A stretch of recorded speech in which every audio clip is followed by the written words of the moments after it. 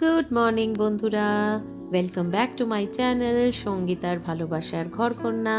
কেমন আছো তোমরা সবাই? আমরা বেশ ভালোই আছি। তো আজকে আমি সকাল সকালই ব্লগটা স্টার্ট করলাম। আমার সব কাজ হয়ে গেছে, স্নান টানও হয়ে গেছে। এবার আমি যাচ্ছি একটু ব্যাংকে। এই যে অন্নপূর্ণা ভাণ্ডার নিয়ে নানান কিছু চলছে, ব্যাংকে লিংক করানো, আধারের সঙ্গে লিংক করানো, আমি এইগুলোরই ব্যাপারে একটু যাচ্ছি। কারা কারা করিয়েছো আমাকে কমেন্ট করো, কারা কারা জানতে চাও সেটাও কমেন্ট করো। আমি যতটুকু জানি আমি তোমাদেরকে জানাবো। তো আমি পৌঁছে গেছি, চলো কাজটা সেরে নিই। তো আমার সব কাজকর্ম হয়ে গেছে, আধারের সঙ্গে লিংক করানো হয়ে গেছে। তোমরা কারা কারা করিয়েছো আমাকে অবশ্যই জানিও। তো এই যে আমি একটু রেস্ট নিয়ে এবার সোজা চলে যাব রান্নাঘরে।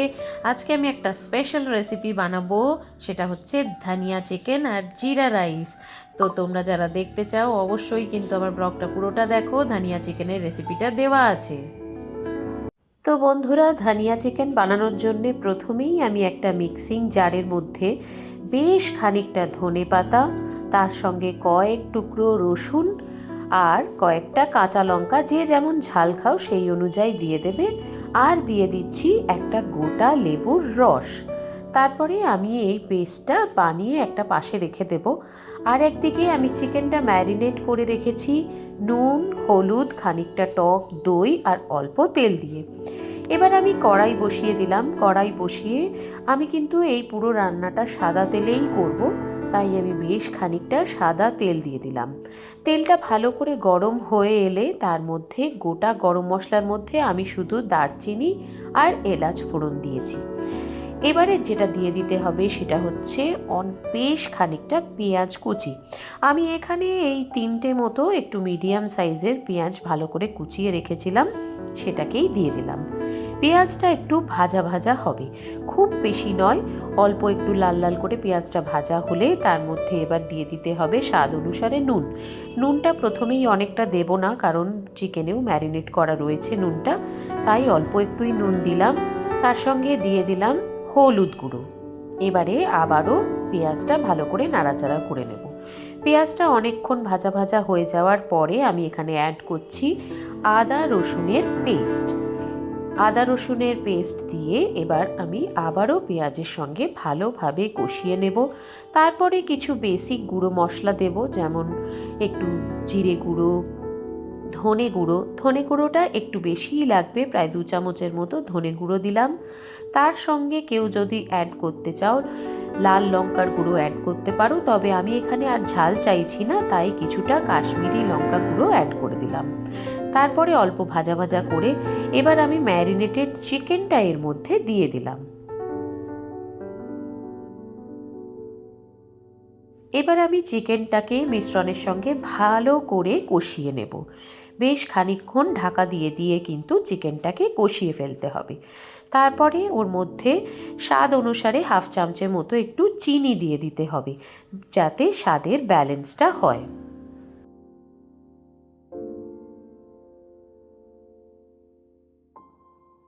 তারপরে ঢাকা দিয়ে দিয়ে বেশ কষিয়ে নিতে হবে। এরপরে আমি যেটা অ্যাড করলাম সেটা হচ্ছে একটু গোলমরিচের গুঁড়ো। এই রান্নাটায় কিন্তু আমি কোনো রকম এক্সট্রা জলের ব্যবহার করছি না। ম্যারিনেশনের সময় যে জলটা বেরিয়েছে বা চিকেন থেকে নর্মালি যে জলটা বেরোয় তাতেই কিন্তু কষানো হয়ে যায়। তারপরে ফাইনালি আমি যেটা করলাম, ঢাকা খুলে এবার আমি যে ধনেপাতার পেস্টটা বানিয়ে রেখেছিলাম সেই পেস্টটা পুরোটা এর মধ্যে ঢেলে দিলাম। এবারে এই পেস্টটাকে পুরো চিকেনের সঙ্গে ভালোভাবে আমি আবারও কষিয়ে নেব। তবে হ্যাঁ, ধনেপাতার পেস্টটা দিয়ে খুব বেশিক্ষণ কিন্তু কষানোর প্রয়োজন হয় না।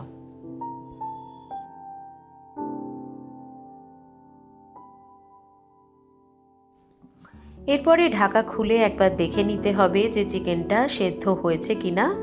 তো আমি একবার ঢাকা দিয়ে রেখে দিয়েছিলাম। হ্যাঁ বন্ধুরা, দেখো আমার চিকেনটা কিন্তু সুন্দরভাবে সেদ্ধ হয়ে গেছে। আবারও একটুখানি ঢাকা দিয়ে রেখে দেব। এই দেখো ঢাকা খুলে, উফ কি অসাধারণ কালারটা এসেছে! জানি না ক্যামেরায় তোমাদের কতটা কালারটা ধরা পড়ছে।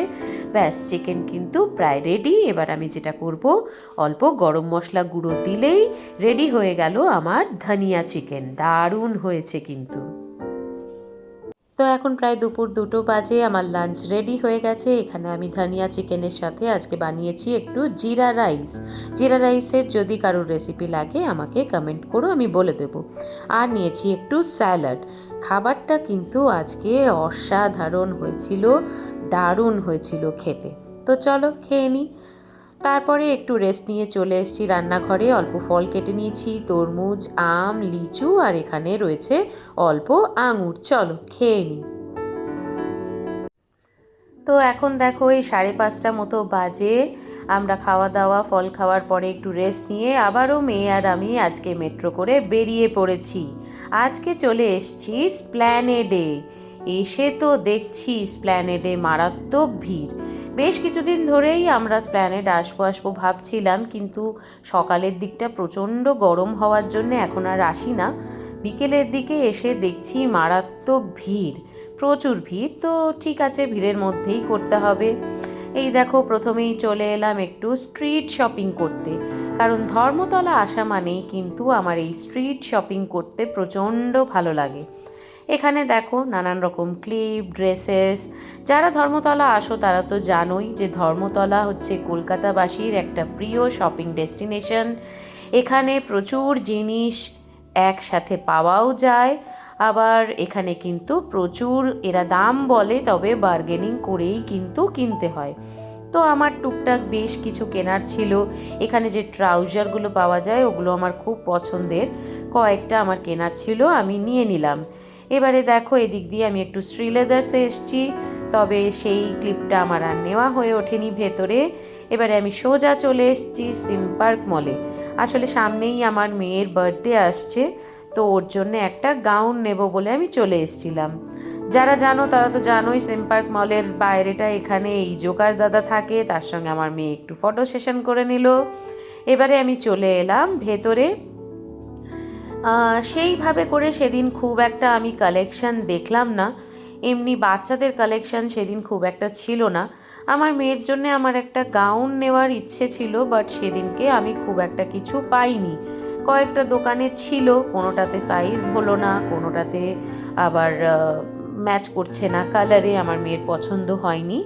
তারপরে একটু গোটা সিম পার্ক মলটা ঘুরে ঘুরে দেখছিলাম। এখানে দেখো বাচ্চাদের একটা ড্রেসের দোকানে চলে এসেছি।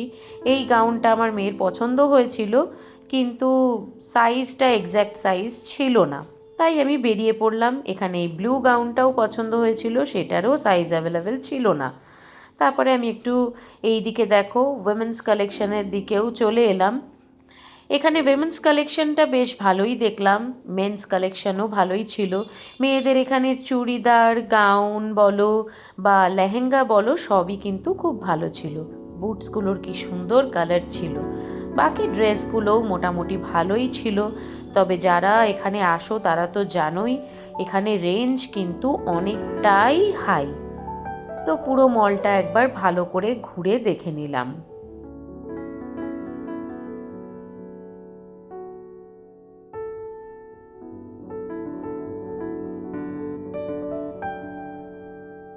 তো আমার এখানে ঘোরা হয়ে গেল, মেয়ের তো কিছু পাওয়া গেল না, তাই আমি বেরিয়ে পড়েছি। বেরিয়েই দেখলাম এই দাদার দোকানে খুব সুন্দর সুন্দর মোবাইল ব্যাক কভার রয়েছে, দেখে নিলাম। তারপর আবারও আমি চলে এলাম কিছুক্ষণ একটু স্ট্রিট হপিং করতে। তারপরেই পেয়ে গেল মেয়ের খিদে, চলে এলাম এই দোকানটায়। এই দাদার দোকানে আমি আগেও খেয়েছি পাও ভাজি, ভীষণ ভালো খেতে হয়। তো আমরা পাও ভাজিটা অর্ডার করে দিলাম, মা মেয়েতে খাবো। এই দেখো আজ আমরা টুইনিং করেছি, মানে একই কালারের জামা পরেছি দুই মা মেয়েতে। তো আমার এখানে চলে এসছে খাবার, এবার আমরা চট করে খেয়ে আবার বাকিটা একটুখানি ঘুরে নেব। তো এবার খেয়ে দিয়ে খুব গরম লাগছিল, সোজা চলে এসেছি আইসক্রিমের দোকানে। মেয়ে নিয়ে নিয়েছে ভ্যানিলা, আমি একটু টুইন ওয়ান নেব। আইসক্রিম খেয়ে এবার আস্তে আস্তে বাড়ির পথে রওনা দেব।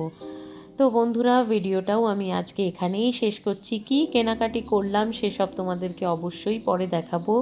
হাজব্যান্ডও চলে এসছে আমাদেরকে নিতে। তো আজকের ব্লগটা আমি এখানেই শেষ করছি। সবাই ভালো থেকো।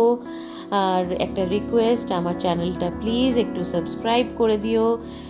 ভিডিওটা যদি ভালো লাগে লাইক করো, কমেন্ট করো। দেখা হবে আবার পরের ব্লগে, ততক্ষণ সবাই ভালো থেকো। চলো আবার নেক্সট ব্লগে দেখা হবে সবার সাথে। টাটা।